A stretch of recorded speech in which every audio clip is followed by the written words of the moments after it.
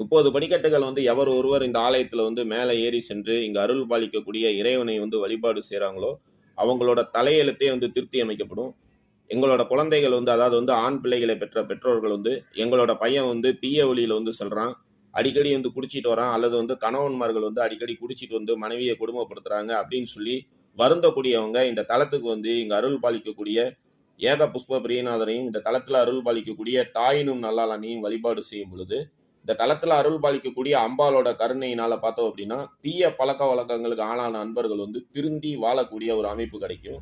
அதனால தான் இந்த ஊர் திருத்திய மலை அப்படின்னு சொல்லி அழைக்கப்படுது. சுமார் 5000 ஆண்டு பழமை வாய்ந்த தலமா இன்னைக்கு நம்ம தரிசனம் பண்ணக்கூடிய இந்த ஆலயம் காணப்படுது.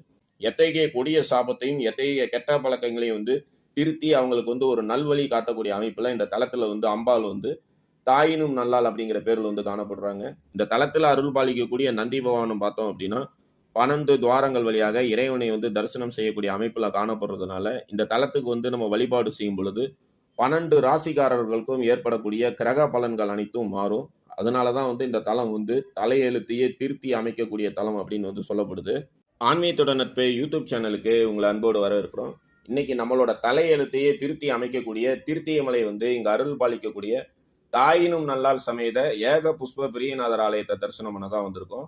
இந்த ஆலயம் எங்க இருக்குன்னு சொல்லி பார்த்தோம் அப்படின்னா, முசிறியிலிருந்து புலியோலம் செல்லும் சாலையில் இருக்கக்கூடிய தண்டலை புதூர் அப்படிங்கிற ஊர்ல இருந்து மூவானூர் செல்லும் சாலையில தான் இந்த ஆலயமானது அமையப்பட்டிருக்கு. இந்த ஆலயத்துக்கு பார்த்தோம் அப்படின்னா பேருந்து வசதி குறைவா